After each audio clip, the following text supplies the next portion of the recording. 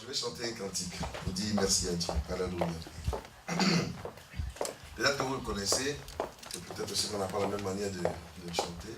On peut chanter ensemble, je veux te dire que je t'aime, ô Seigneur mon Jésus,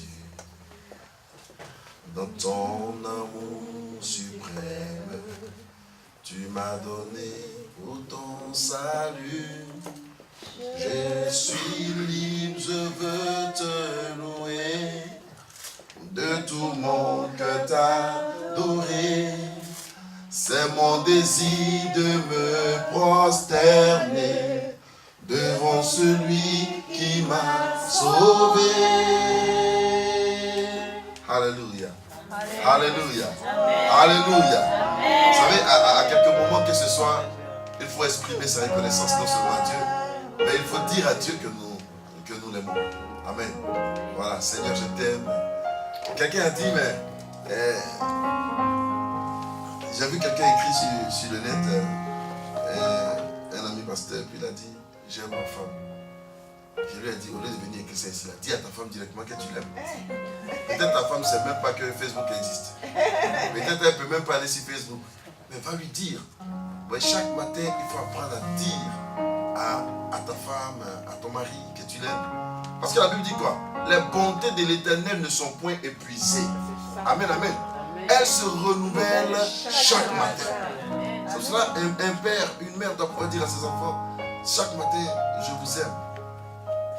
Pour que l'enfant sache. Parce qu'en lui disant cela, ça reste. C'est pour cela que l'enfant de Dieu, quand il s'élève le matin, il doit apprendre à dire à son père, papa, je t'aime. Alléluia. Amen. Alléluia. Amen. À dire à l'Éternel, Seigneur, je t'aime. On va chanter ensemble. Je veux te dire que je t'aime, ô Seigneur mon Jésus, dans ton amour suprême, tu as payé pour mon salut. Je suis libre, je veux te louer, de tout mon cœur t'adorer. C'est mon désir de me prosterner devant celui qui m'a sauvé. Je rends gloire, gloire.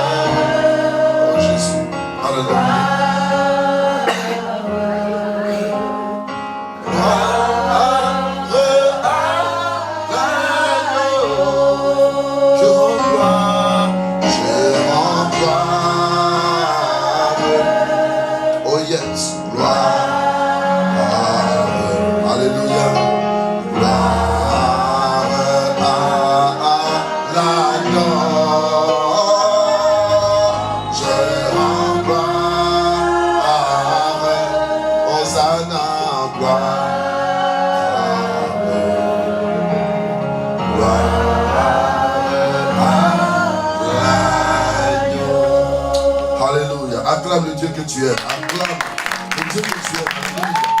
Le Dieu, n'est-ce pas, qui t'a sauvé, que tu es acclamé. Alléluia. Il a dit d'être acclamé, il a dit d'être loué. Amen, amen. Vous savez que si nous voulons citer chaque jour ce que Dieu fait, on n'allait même pas faire le culte. On allait juste venir là pour rendre témoignage, juste pour ce qu'il fait. Alléluia.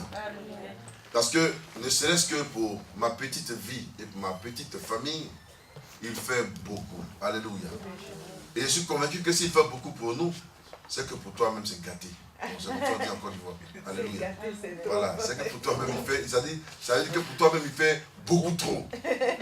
Tu vois? Donc chacun de nous a un témoignage. Chaque jour a un témoignage que Dieu lui donne. Alléluia. Dieu ne m'aime pas plus que toi. Et il ne t'aime pas plus que moi non plus. Il nous aime tous de la même manière.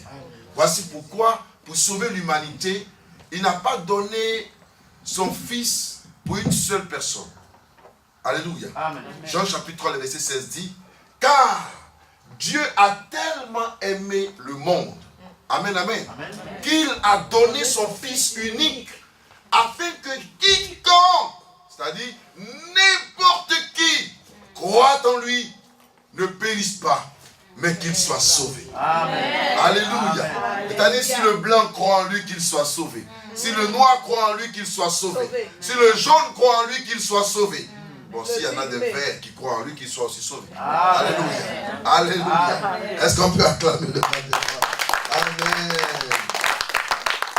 Oui, afin que quiconque croit en lui ne périsse pas. Ce qui est intéressant là-dedans, c'est dès que tu crois en lui, tu ne péris plus.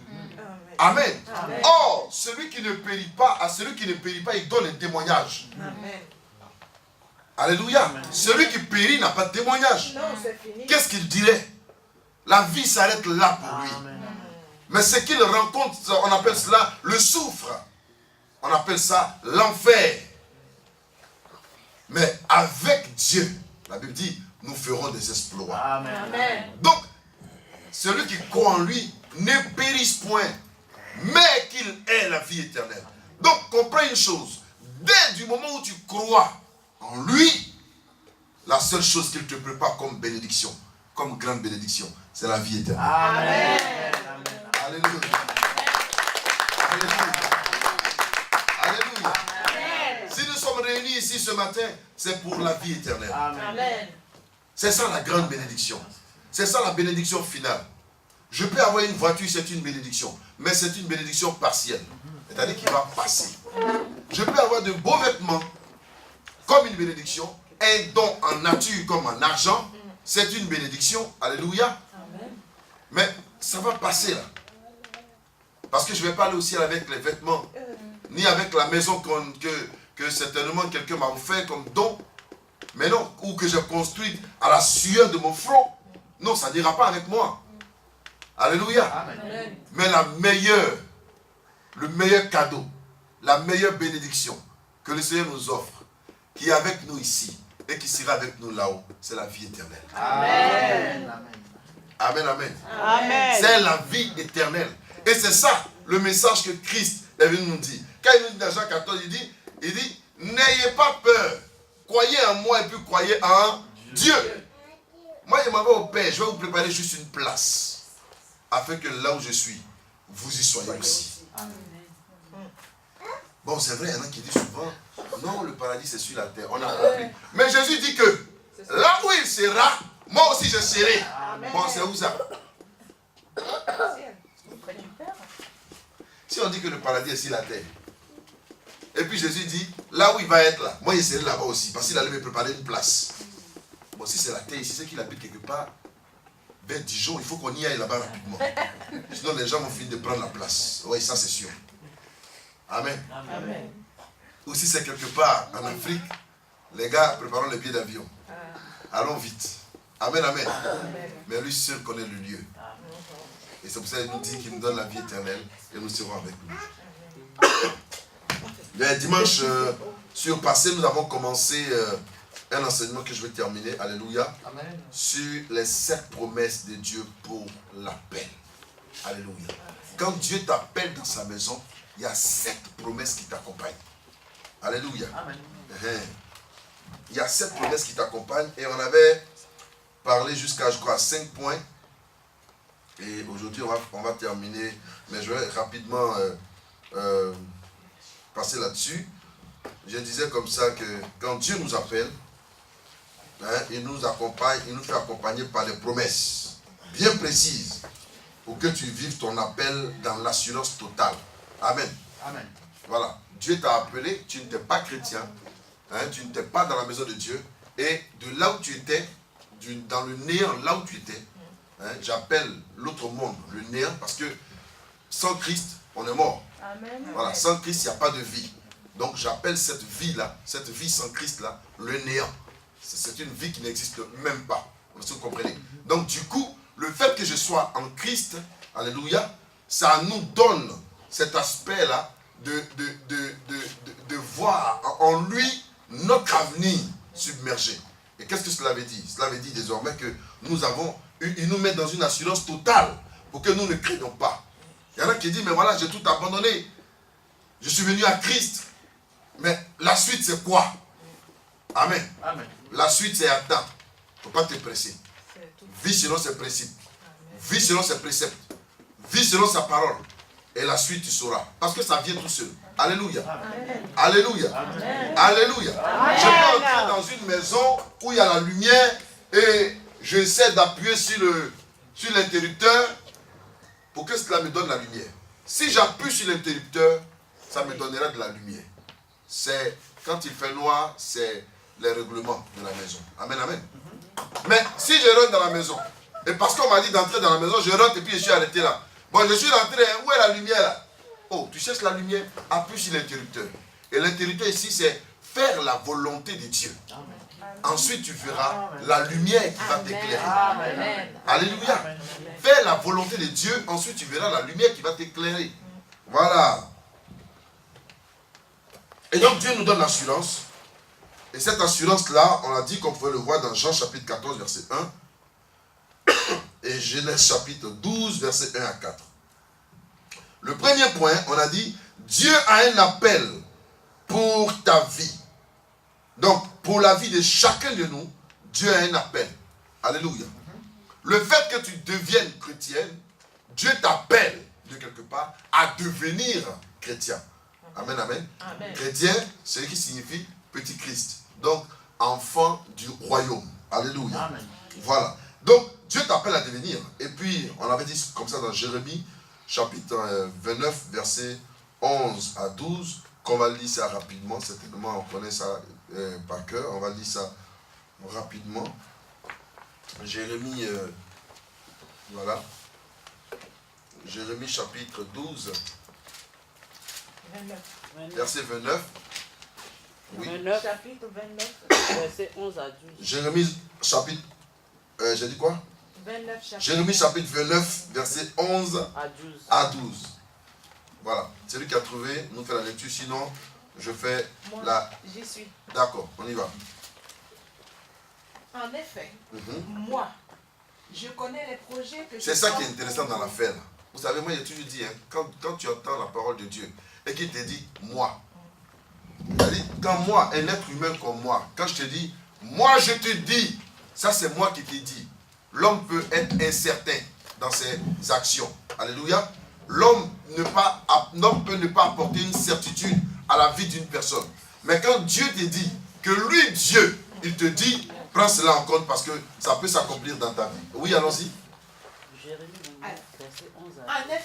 En effet, moi, je connais les projets que je forme pour vous. Je connais les projets que je forme pour vous. Déclare l'Éternel. Déclare l'Éternel. Projet de paix et non de malheur. Projet de paix et non de malheur. Afin de vous donner un avenir et de l'espérance. Afin de vous donner quoi? Un avenir. Un avenir. Donc, celui qui est en Christ, celui qui est en Dieu, la première des choses, c'est quoi? Dieu lui donne un avenir. C'est-à-dire un lendemain meilleur.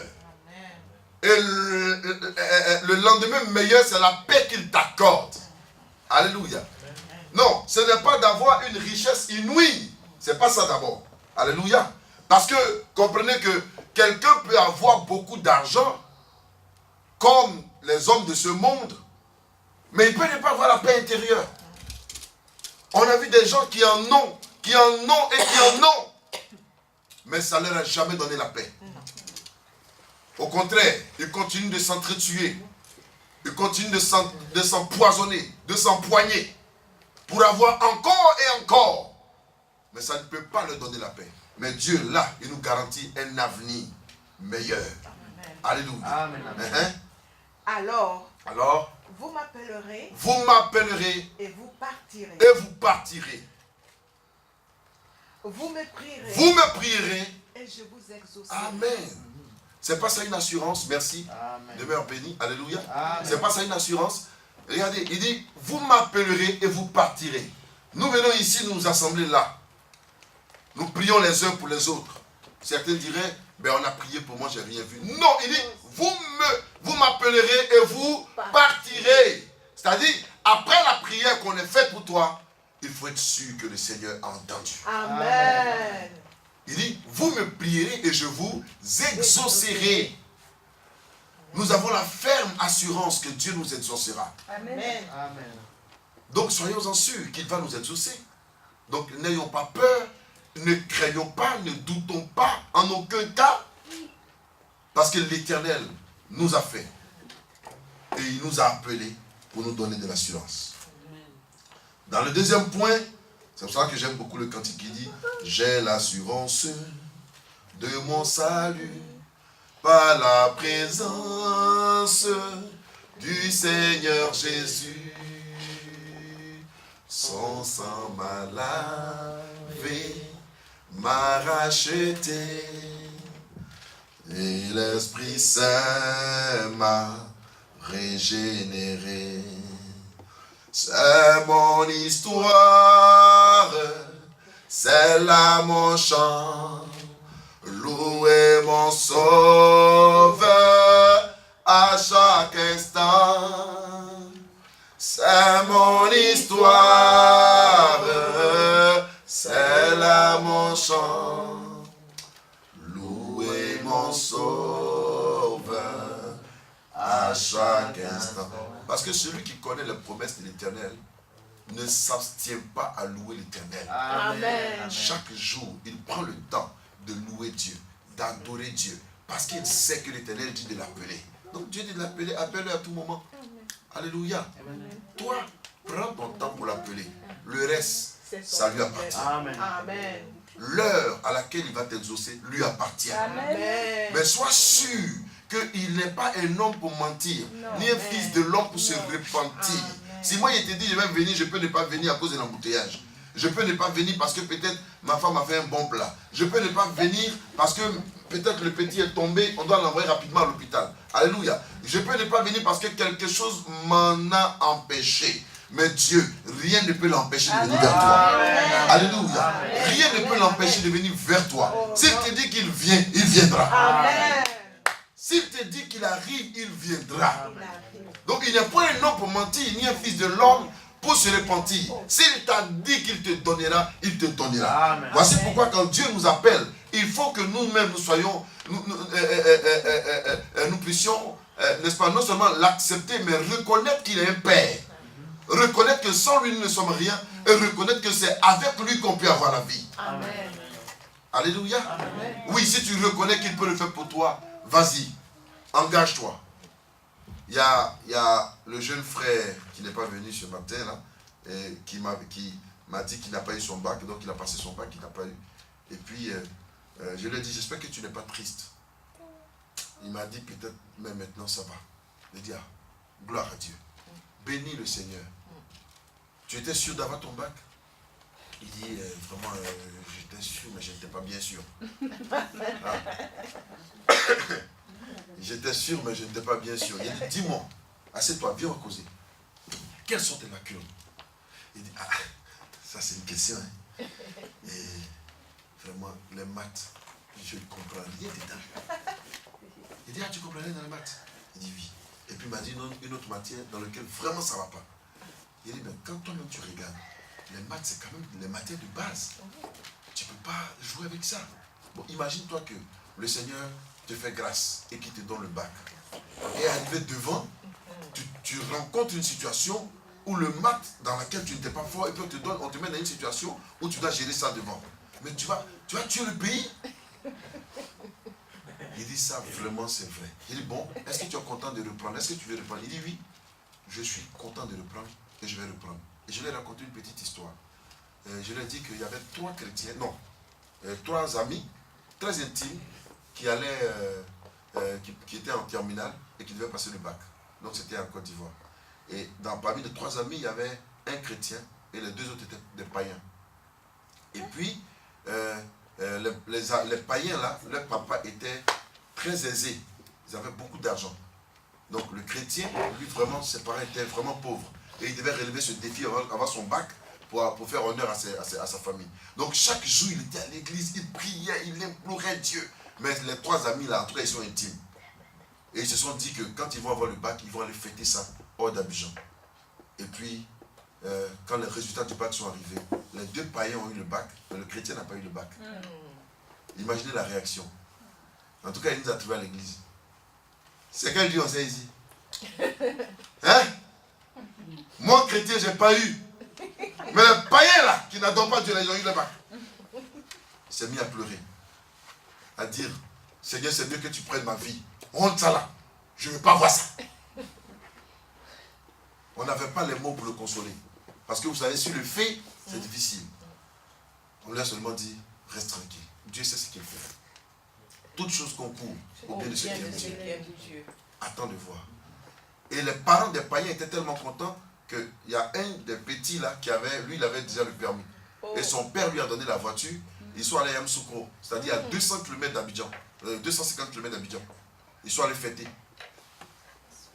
Ils ont tellement fêté avec leurs copines qu'ils rentraient le lendemain. Ils ont tellement bu qu'ils ont pris le volant.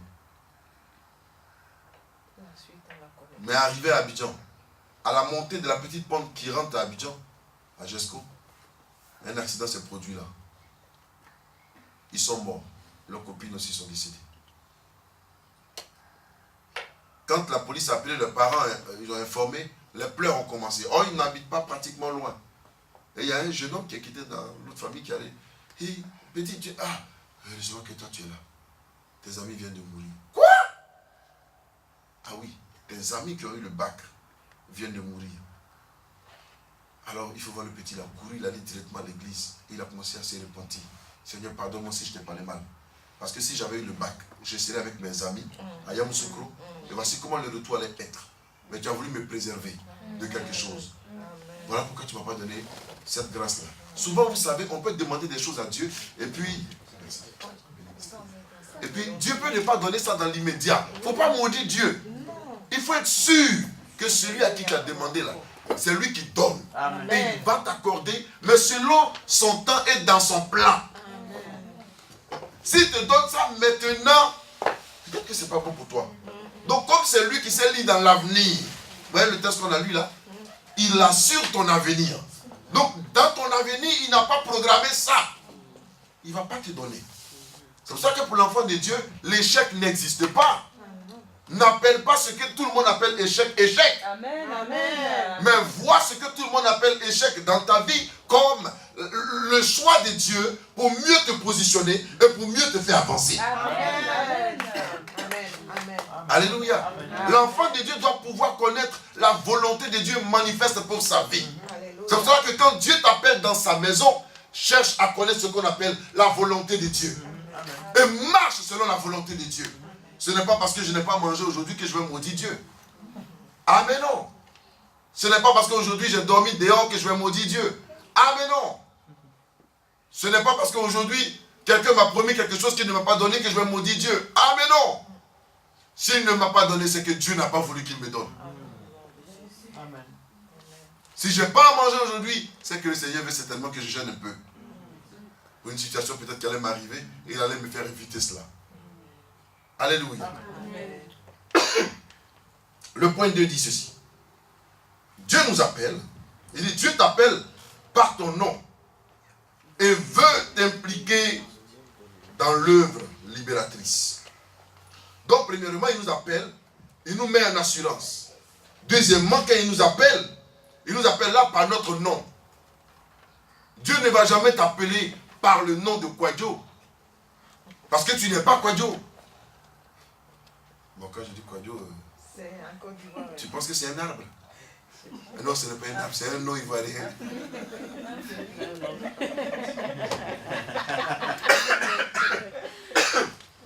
Alléluia. Alors, donc je disais, il ne va pas t'appeler Robert. Parce que Robert, tu ne t'appelles pas Robert. Mais il va t'appeler Rémi. Il va t'appeler Sorgé. Il va t'appeler Mavinga. Il va dire ton nom. Parce qu'il connaît ton nom. Et il travaille avec ton nom. C'est pour cela, il m'arrive parfois, excusez-moi du thème, d'avoir un peu horreur de ceux qui changent leur nom, quoi. Il dit non, j'ai pris le jugement de mon petit frère pour fréquenter. Tu as pris le jugement de ton petit frère. D'accord. peut-être que toi, le nom que tu avais, que tu portais, qu'est-ce que ça allait te porter? Alléluia. Dieu avait un projet pour le nom que quand tes parents t'ont mis au monde, qu'ils t'ont donné, qu'ils t'ont baptisé avec, ça allait te porter très loin. Mais pourquoi en coup de route tu as changé? Oui, par moment il peut arriver que Dieu change, comme il a changé le nom de Jacob, pour une mission bien accomplie. Mais comme je le disais dimanche, je suis entré dans une religion où, dans une église quelque part où, dès que tu rentres dans l'église, dès qu'on change ton nom, c'est-à-dire quand tu t'appelles Albertine, non, à partir d'aujourd'hui tu n'es plus Albertine, tu deviens Jocobed. Aujourd'hui toi tu es Catherine, non, tu n'es plus Catherine, tu deviens, on te cherche un nom biblique, et tout le monde porte des noms bibliques. C'est pas mauvais en soi. Alléluia. C'est pas mauvais en soi. Mais le hic qui est là-bas, est-ce que nous sommes en train de faire ce qu'on appelle la volonté de Dieu? Amen. Amen. Parce que le premier point nous amène à rechercher activement la volonté de Dieu. Alléluia. Amen. Je vais prendre un peu l'exemple sur Rémi et sa femme. Amen, amen. Tu ne vas jamais voir Rémi ici et puis sa femme en train de se balader quelque part là-bas. Donc à chaque fois qu'ils sont venus ici, ils sont assis côte à côte. Ils mangent en se regardant. Et puis, bon, même à l'église, il a attrapé sa main. Dieu a attrapé la Bible, c'est sa main, il a attrapé Dieu comme ça. C'est intéressant. C'est intéressant. Amen. Mais qu'est-ce que je veux dire par là?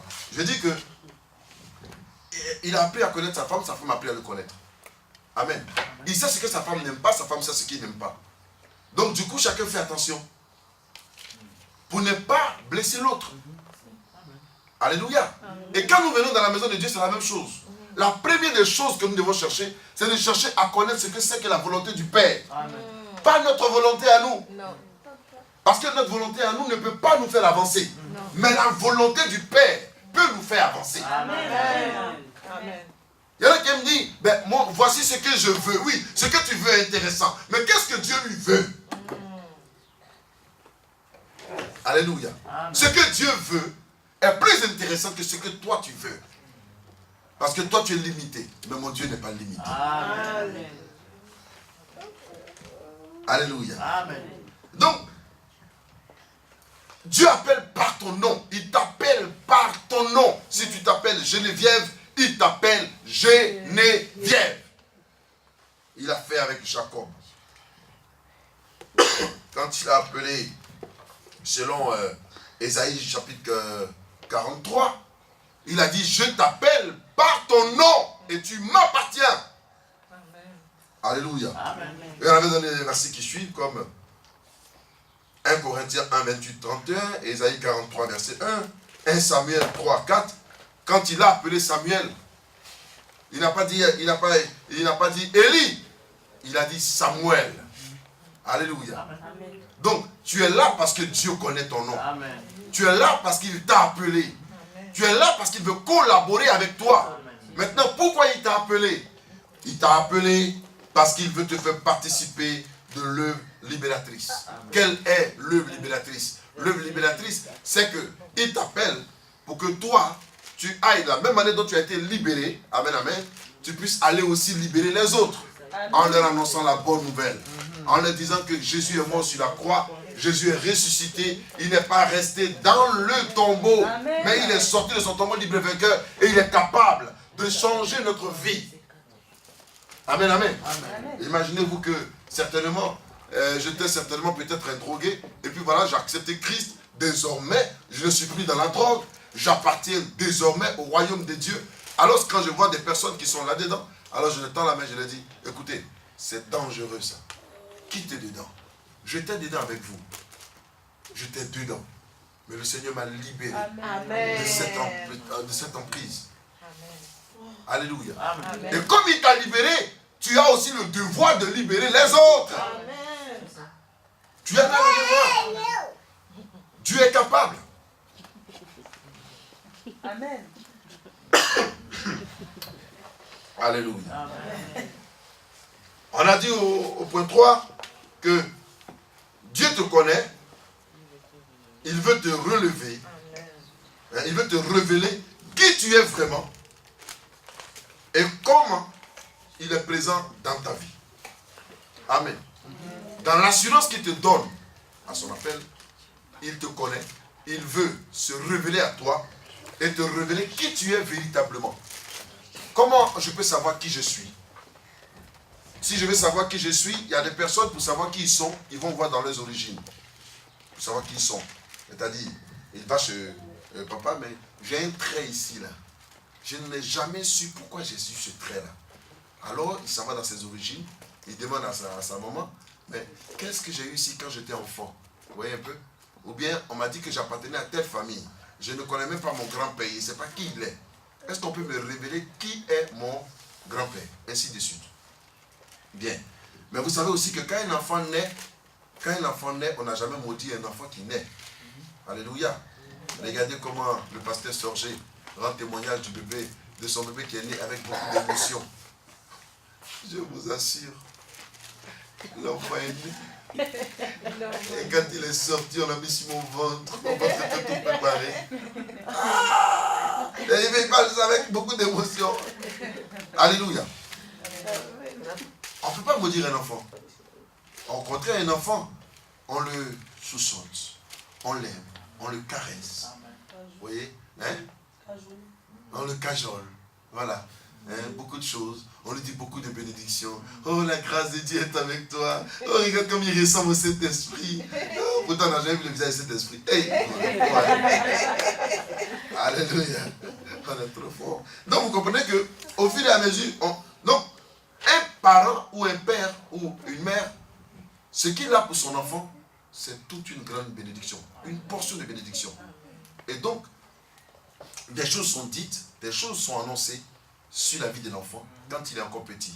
Vous voyez, quand l'enfant commence à grandir, alors, si son père voulait que son enfant soit médecin, c'est aujourd'hui que les gens jouent avec.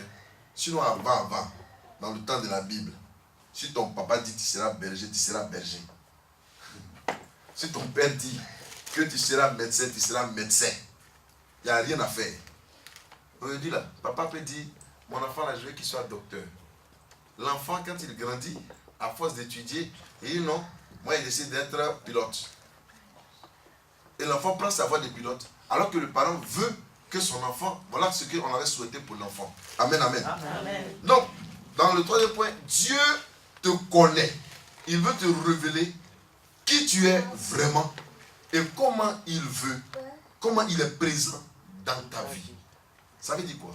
Si dans mon enfance, des paroles ont été dites sur ma vie de bénédiction et que pendant, en grandissant, je ne vis qu'une pléiade de souffrances ou de mécontentement ou de situations qui m'arrivent que je ne comprends plus. Parce qu'un arbre, quand il pousse et qu'il y a des branches qui commencent à ne plus porter de fruits ou que l'arbre commence à produire du mauvais fruit, c'est qu'il y a quelque chose qui ne va pas dans la racine. Alléluia. C'est qu'il y a quelque chose qui ne va pas dans la racine. Donc il faut aller souvent à la racine. Et Dieu te dit, lui il veut te révéler ta vraie nature. Amen. Alléluia. Ta véritable nature. Et quand tu acceptes Christ, le fait que le jour où tu as accepté Christ, même si dans ton enfance tu avais été maudit, alléluia, parce que ça arrive. Ça arrive. Ma mère était là la dernière fois, c'est pour ça que je n'ai pas dit cette partie-là. Vous savez, quand elle a pris, quand elle était enceinte de moi, elle voulait m'avorter. Parce que, vous savez, donc ses parents lui disaient, non, pourquoi? Ça fait la troisième grossesse, c'est pas normal. Donc son grand frère a dû la frapper pendant qu'elle était enceinte. Son grand frère lui a marché même dans le ventre pendant qu'elle était enceinte de moi. Mais vous savez, je ne suis pas né au hasard. Je suis né pour une mission sur la terre. Amen. Et je vais aboutir à la mission à laquelle Dieu m'a appelé. Amen. Alléluia. Amen. Quand je rends souvent ce témoignage, les gens disent, mais je le rends, mais pour moi, c'est pas plus grâce que je vis. Quand on marche dans le ventre d'une femme enceinte, c'est quoi? Elle-même, elle a pris des médicaments parce qu'elle en a même marre. Donc quand je raconte, je dis, mais quand ma mère a pris les médicaments, moi dans le ventre de ma mère, j'ai ouvert ma bouche, les médicaments sont rentrés. Mais quand elle est allée dans les toilettes, j'ai craché tout. J'ai tout craché dans les toilettes. Alléluia. Je me suis accroché aux intestins. Là où on marchait dans le ventre, je passais de l'autre côté. Je ne permettais pas qu'on marche sur moi. Alléluia. Ah oui. Parce que j'ai une mission dans ma vie. Et ma mission, c'est de servir Dieu. Personne ne pourra m'empêcher. Ce n'est même pas la mort. Ce n'est même pas la nourriture. Ce n'est pas la pluie. Rien ne peut m'empêcher de servir Dieu. Alléluia. Mais oui. Tu vois qu'elle me regarde, demande à frère Dieu dit non, toi là. Maman me disait un jour que quand j'étais enfant, j'étais assis là, et puis il y a un gros python dans le village. Il est venu, et puis il est venu. Quand il venait, tout le monde s'est échappé, puis ils m'ont laissé là, moi seul, tout bébé là. Quelqu'un qui a une mission sur sa vie. Ah, on dit python est venu qu'à côté de moi. Tout bébé là, j'ai attrapé python et caressé python. Et puis le python s'est cherché. On dit non, petit là c'est un diable. Petit là c'est un génie. Non, c'est pas un génie. Il a l'esprit de Dieu en lui. Amen. Alléluia. Amen. Il a la promesse de Dieu sur sa vie. Amen. Il a la grâce de Dieu sur sa vie. Amen. C'est pour ça que notre témoignage se prépare depuis le bas âge. Amen. Pour nous donner une force authentique afin d'avancer avec Dieu. De manière puissante. Amen. Amen. C'est pour cela que dans ma vie, pour moi, tout est la volonté de Dieu. Je ne connais pas autre chose qui soit comme... Ma femme, elle connaît. Tout est la volonté de Dieu. Si j'ai tout, pour moi, tout est la volonté de Dieu. Alléluia. Et c'est pour cela que l'enfant de Dieu, je le répète, doit toujours chercher dans sa vie à voir ce qu'on appelle la volonté de Dieu. Amen. Mon Dieu. Donc Dieu qui connaît le temps dans ma vie, Dieu qui connaît les choses dans ma vie, m'a préparé depuis longtemps. Parce qu'il sait que lui là, on n'a qu'à le mettre à part pour son service. Donc il m'a préparé pour ça. C'est pour cela que il y a tellement de témoignages que si on en parle, qui n'était pas ici. Donc il te révèle ta vraie nature. Donc le jour où tu acceptes le Seigneur, tu deviens une personne qui naît de nouveau. Amen, amen. Amen. Donc si on t'a maudit depuis l'enfance, le jour où tu as accepté le Seigneur, tu renais. Amen. Donc quand tu es rené désormais, qu'est-ce qui se passe? Ça annule la malédiction de quand tu étais dans ton enfance. Amen. Et désormais, tu as une nouvelle promesse qui marche avec toi. Amen. C'est la promesse de la vie. Amen. C'est la promesse de la gloire. Amen. C'est la promesse que Dieu donne à tous ceux qui le servent. Amen. Dorénavant, je ne marche plus avec le lien ombilical de mes parents. Je ne marche plus avec la bénédiction de mes parents. Mais je marche en autonomie avec la bénédiction de mes nouveaux parents. Amen. Alléluia. Amen. Avec la bénédiction de mes nouveaux parents. Amen. Oh, mes nouveaux parents, il n'y a dans leur bouche que bénédiction, gloire. Il n'y a dans leur bouche que protection. Il n'y a dans leur bouche que action de grâce. Amen. Et c'est ça qui est intéressant. Amen. On ne t'a jamais aimé dans la vie. Parce qu'il y en a qui ont été quand même brimés par les parents. On ne t'a jamais aimé, ce n'est pas un problème. Tu es désormais dans une nouvelle famille où ton nouveau papa t'aime. Amen. Et lui, ceux qui l'aiment, on les appelle quiconque. Amen. Il dit quiconque croit en lui, qu'il ne périsse point, mais qu'il ait la vie éternelle.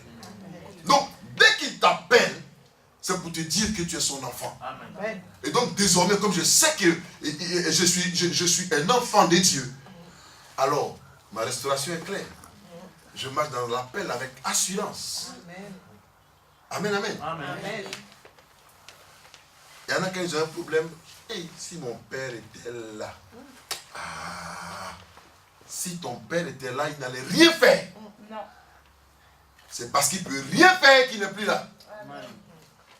Désormais, ton nouveau père, il ne disparaît jamais. Il est avec toi tous les jours. Amen. Jusqu'à la fin du monde. Alléluia. Il est avec toi tous les jours. Chaque jour de ta vie, il est là. Amen. Qu'il pleuve, qu'il neige, il est avec toi. Amen. Le quatrième point.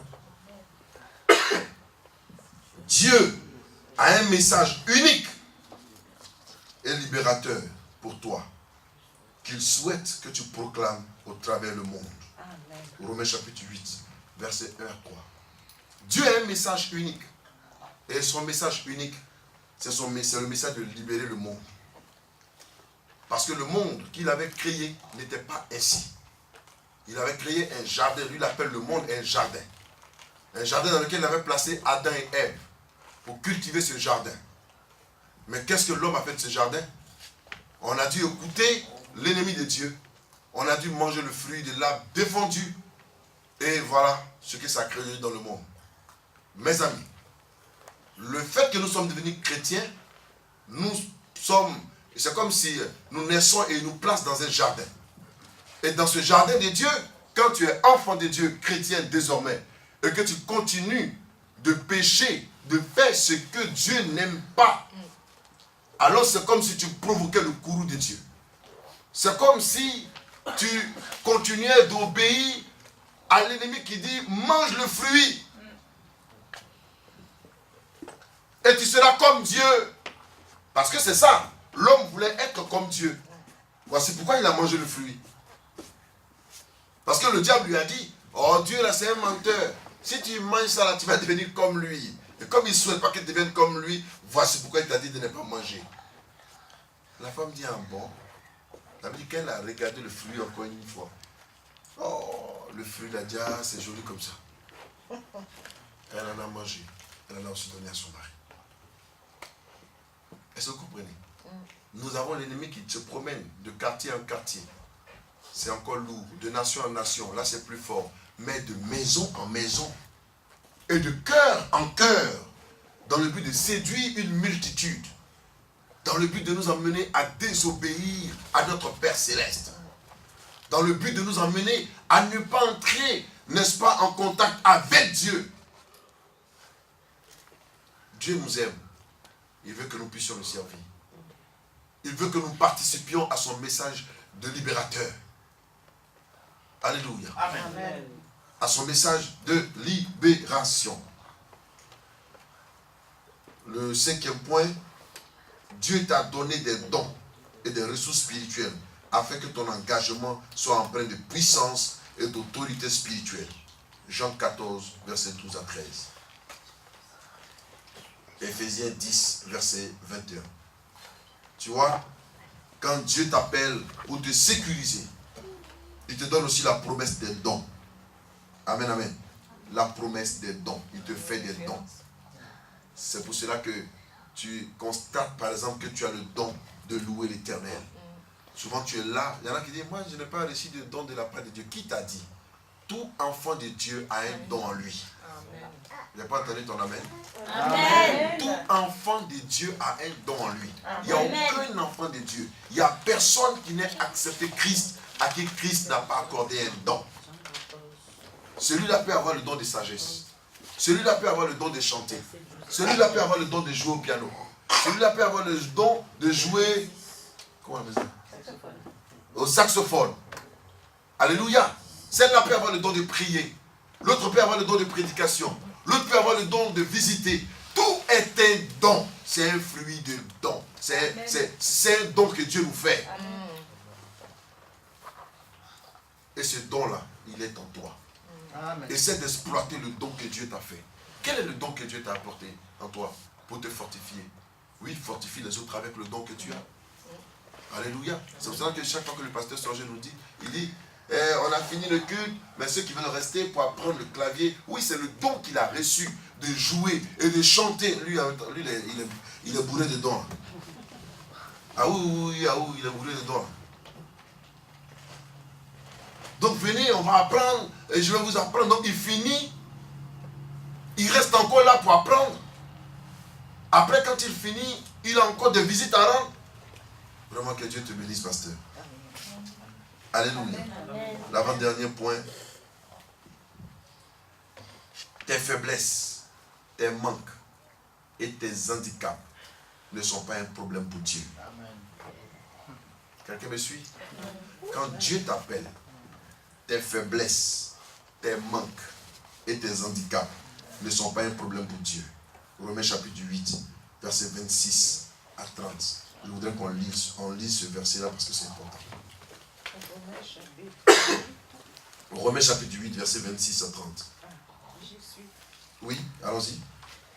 De même, l'Esprit aussi nous vient en aide L'Esprit dans nous- notre faiblesse. L'Esprit nous vient en aide dans notre faiblesse. Oui. En effet, nous ne savons pas ce qu'il convient de demander dans nos prières. Nous ne savons pas ce qu'il convient de demander dans nos prières. Mais Hein? l'Esprit lui-même L'Esprit intercède lui-même intercède par des soupirs par des soupirs. que les mots ne peuvent exprimer. Alléluia. Merci. C'est bon déjà. Amen, amen. Vous comprenez quelque chose? Il y en a qui disent non, je viens à l'église du prix. Il dit non, mais pasteur, je ne sais pas prier. Comment tu ne sais pas prier? Quand quelqu'un me dit je ne sais pas prier, je dis mais oh, comment tu ne sais pas prier? Comment tu peux dire que tu ne sais pas prier? Tu ne sais pas prier alors que tu sais parler. Alléluia. Oh, hier j'ai fait un petit exercice avec mes enfants. Jean-Louis, Renato est venu prier pour moi, il m'a imposé les mains. D'abord, non seulement qu'il lui a imposé les mains, j'ai prié pour lui. Et ensuite, il a dit, papa, je vais te prier, je vais prier pour toi aussi. Ok. Et puis, il a prié pour moi. Donc, quand son petit frère a vu la même chose, il est venu, il dit, papa, d'accord, ok. Il a levé la main, j'ai baissé la tête, et puis il m'a imposé la main. Amen. Et puis, ça va. Il revient encore. Sa maman a baissé sa tête, il dit, non, non, non, je vais prier pour papa. Amen. Elle dit, vous là, vous faites combien? Vous priez sur votre papa. Il dit, non, hey, petit, allez prier aussi pour votre maman, c'est très important. Hein? Voilà. Et là, c'est le peuple, puis après, ça, c'est autre chose ici. Amen, amen. Non, tout le monde doit pouvoir savoir prier. Amen. Regarde, tu ne sais pas prier, ouvre seulement la bouche. Dis ce que tu as envie de dire. Ou laisse ton cœur s'exprimer devant le trône du Père. L'attitude même que tu prends déjà dans la prière, ça permet au Saint-Esprit de comprendre ce que tu veux dire. Amen. Et la Bible dit, le Saint-Esprit t'aide dans la prière, dans tes soupirs. Si tu viens assis devant Dieu, commence à pleurer. Tu ne sais pas ce que tu vas dire. Non? Il sait pourquoi tu pleures. Donc lui va former ça devant le trône du Père. Amen. Ça, il dit souvent, même dans le parler en langue. Ce n'est pas que c'est seulement des rigolobo, balabalaba, shekele. Non, c'est pas ça seulement. Parce que dans ton esprit, il faut savoir ce que tu es en train d'adresser à Dieu le Père. Ce n'est pas seulement du charabia que tu es en train d'adresser. Non, hein. Quand tu dis, oh, tu sais, dans ton esprit, pour un homme poussé avec Dieu, quand il sait déjà les phrases qu'il est en train de former. Parce que l'ennemi, c'est ce qui sort de ta bouche là, c'est ça lui prend. Mais ce que tu dis dans ton fort intérieur, il ne sait pas. Alléluia. C'est ça la Bible dit souvent, quand tu pries, rentre dans ta chambre, enferme-toi. Vous comprenez? Donc le Seigneur nous aide. Et même dans ton handicap, il te prend. On a vu Moïse, on a vu même Jérémie. Jérémie disait, mais je ne suis qu'un enfant, je ne sais pas parler. Il dit, oh, il a parlé pour toi. Ouvre seulement la bouche et je la remplirai de paroles. Il a dit, mais dans mon état là, Dieu là, il ne peut pas s'approcher de moi. Dieu te connaît et il te prend, il t'appelle tel que tu es. C'est dans cet état qu'il veut t'élever. C'est tel que tu es qu'il t'a vu, que tu lui as plu. Amen. Ne crois pas que c'est parce que maintenant tu portes des costumes qu'il va mieux t'aimer que quand tu es en t-shirt. Eh bien non. Il t'aime même quand tu n'as rien. Alléluia. Amen. Et quand tu en as, il t'aime encore. Pour lui, il n'y a pas de favoritisme. Amen. Alléluia. Amen. Est-ce que quelqu'un peut comprendre ça, que Dieu l'aime? Amen. Et c'est pour cela que mon amour pour Dieu doit être sans barrière. Le dernier point, je vais vite parce que j'ai fini. Dieu ne te laisse jamais seul. Quand il t'appelle dans sa maison, il ne te laisse jamais seul.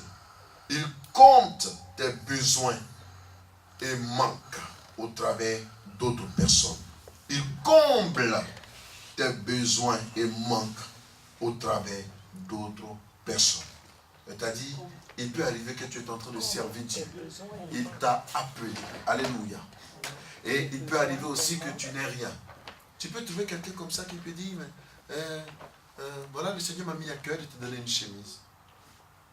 Alléluia. Mais c'est merveilleux. Dieu met à cœur à quelqu'un. Oui, c'est possible. C'est pour cela que ne minimise pas la petite chose que quelqu'un peut-être t'apporte. Que ce soit un verre d'eau, que ce soit quelque chose d'insignifiant à tes yeux, mais ne minimise pas. Certainement, Dieu lui a mis à cœur. Fais-le. La dernière fois, à la fête du... non, c'est le dimanche dernier, quand il y avait le barbecue, là, j'étais assis avec le pasteur Seri derrière, on était en train de parler. Et puis, son fils est allé prendre de l'eau pour lui apporter. Et il a voulu menacer son enfant. Il a dit, hé, tu ne sais pas pourquoi l'enfant est allé prendre de l'eau pour t'apporter. Prends, bois. Il dit, c'est moi, il a dit, j'ai soif. Il dit, si. Certainement, c'est le Seigneur qui l'a envoyé de t'apporter de l'eau. Un enfant, quand il prend de l'eau, c'est pour gaspiller, tout de suite, c'est pour boire, mais il t'envoie de l'eau. Bois, pasteur. Et puis il a pris, il a bu. L'enfant allait le prendre encore. Il dit, tu as vu, il ne va pas arrêter. Il dit, bois le deuxième verre. Autant de fois qu'il t'apporte. Et quand il a bu le deuxième verre, l'enfant a froissé le gobelet et puis il allait jeter. Il dit, tu as vu. Tu as vu qu'il a jeté le deuxième gobelet? Cherche le message qui est dedans, c'est tout ce qu'il peut te dire. Et on n'a plus pu rigoler. Mais je vais dire que la Bible dit toutes choses concourent au bien de ceux qui aiment Dieu. Amen. Pourquoi Dieu permet telle situation? Il dit, il comble même nos besoins. Je disais un jour ici que il peut arriver que je vienne à l'église, je suis au rouge. C'est-à-dire, je sais que je n'ai pas de carburant. Mais je dis à ma famille, allons quand même. Et puis on s'en va. Donc un dimanche là, moi, quand il a démarré la voiture depuis là-bas, ça m'a signalé que où tu vas là, ça va t'arrêter en route. Et je suis venu jusqu'à l'église. Arrivé ici, j'ai dit à Papa Richard, il a dit, mais il faut que vous mettez le carburant dans ma voiture parce que sinon je reste ici. Hein. Il a dit, ah bon, ok, il n'y a pas de problème. Il allait prendre l'argent, il m'a donné. Il a dit, ah. Et peut-être que j'avais besoin peut-être de juste 10 € pour mettre dedans pour la semaine. Mais il m'en a donné 15. Il dit, ah, cool. Oh, la voiture, elle ne consomme pratiquement pas. Donc quand je mets juste un peu, ça peut me taper la semaine avec. Il dit, ok. Donc il dit à ma femme, écoute, on a du carburant là. Demain je t'accompagne au travail, après-demain, tu n'as pas à t'inquiéter. Alléluia. Donc je vais dire quoi? Dieu comble nos besoins. Nos manques, il les comble. Je ne sais pas ce qui te manque dans ta vie, mais il comblera. Amen. Fais-lui confiance. Celui qui t'a appelé, ce n'est pas un homme. Souvent quand nous sommes à l'église, on pense qu'on vient là pour les beaux yeux de quelqu'un. Non, ce n'est même pas à cause du pasteur Sorger que tu viens. Ce n'est même pas à cause de Papa Richard. Ce n'est même pas à cause de moi. Ni à cause de quelqu'un ou ton ami que ce soit. Mais tu viens à cause du Seigneur. Amen. Et en venant à cause du Seigneur, je t'assure que l'Éternel n'oublie jamais ses enfants. Amen. C'est pour cela que j'aime beaucoup nos sœurs Marguerite, Célia. Vous êtes venus ensemble? Oui. Ah, d'accord. Elle, je la connais aussi. Esther. Bon, toi, c'est quoi maintenant? Cynthia. Voilà, elles sont tous venues ensemble. On sait ce qu'elles traversent. Mais elles prennent chaque jour, chaque dimanche, leur bus. Elles viennent.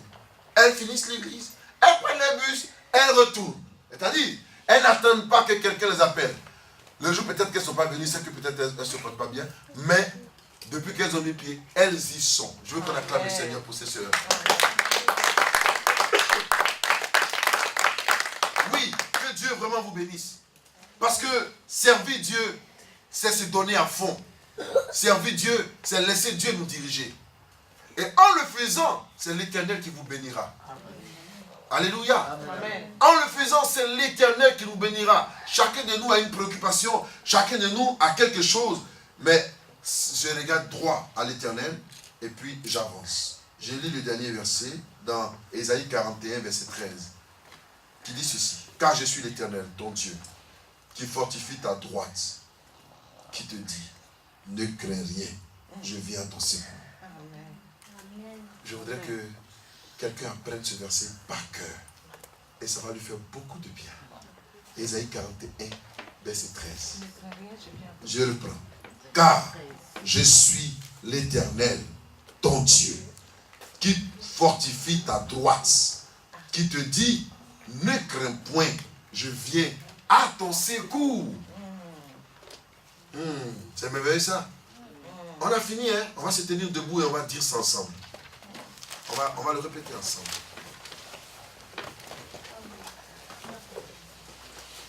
On va le lire ensemble. Ésaïe 41, verset 13.